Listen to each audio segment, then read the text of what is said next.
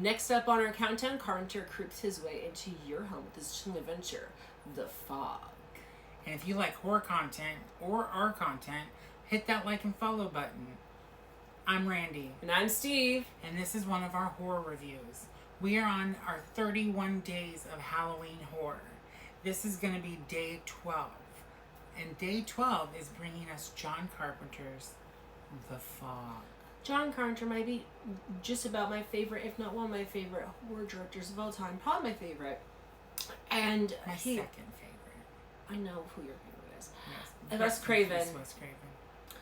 But Wes Craven is also amazing. Yes. But Carpenter has created some of my favorite films because he has a knack for atmosphere and tension and suspense and the soundtrack, everything.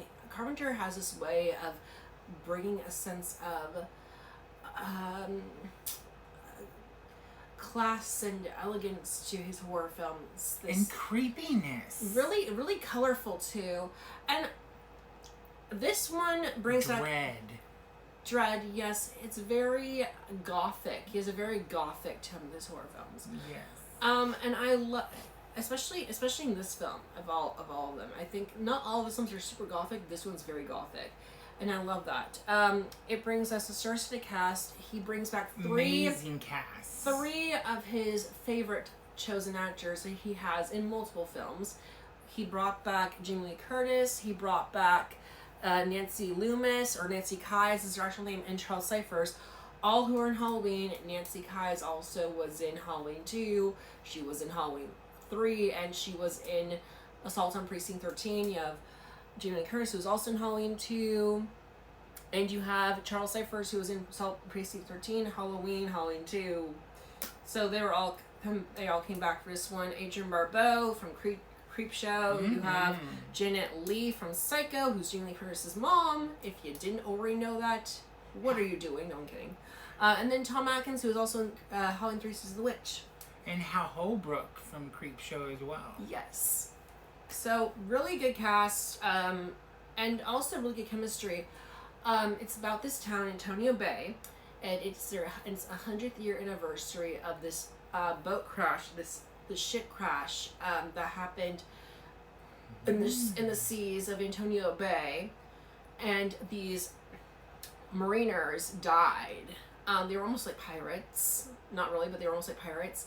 And they come back to this small town to seek revenge, crawling back in the fog as ghosts with a vengeance. They have hooks and swords and knives, and they are ready to drag some innocent and also, in their minds, fitting people to their grave.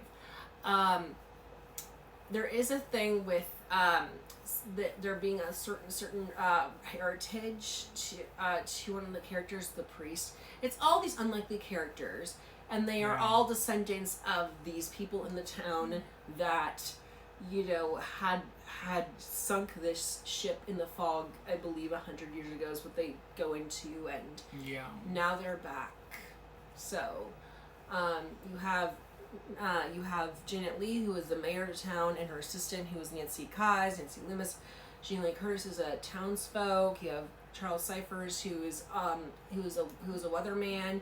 You have Adrienne Barbeau, who is the lighthouse keeper, and she also runs her radio talk show as Stevie Wayne, and she does her seductive voice, which is iconic. Tom Atkins, who's also another just town folk, and Adrienne Barbeau's characters, like the main characters of this movie, I would say.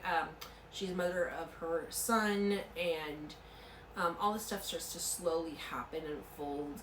He finds a little block of wood on the beach that turns into a coin, I believe. And then it lights on fire when she's in the lighthouse. Just weird things. I will say this movie is gorgeous to look at. So colorful and neon. The fog is this glowing aura. It has its presence of its own. It's almost like a character of its own. The fog, I think, is the star of this movie. It really is. And the way they had the light effects for the fog to make it look so eerie and chilling was wonderful. It's almost borderline a ghost meets slasher film without the gore, which I Yeah. loved. I loved how it was sort of violent and almost like a slasher film without having to go into the gore and leaving it to imagination. I love that in this movie. We watched it on 4K. What does that have to do with it? It was a 4K restoration, so that's why it was so beautiful. Yeah, it looks so good, and it looks good. Honestly, I watched it on Blu-ray. I watched it so many different forms. It's just a gorgeous movie in general. The tones, the lighting, the shadows, the way they were able to create practical effects for this movie. And I think like the way these ghosts are, you know, you don't see that much of them too much, especially until the end. But even then, you don't see that much of them. I think it creates even more suspense as to what they look like and what's in the fog and who are they. And I think it makes it so creepy, and I love that. But yeah, I love this film. What do you want to say? Yeah, just This is nostalgia.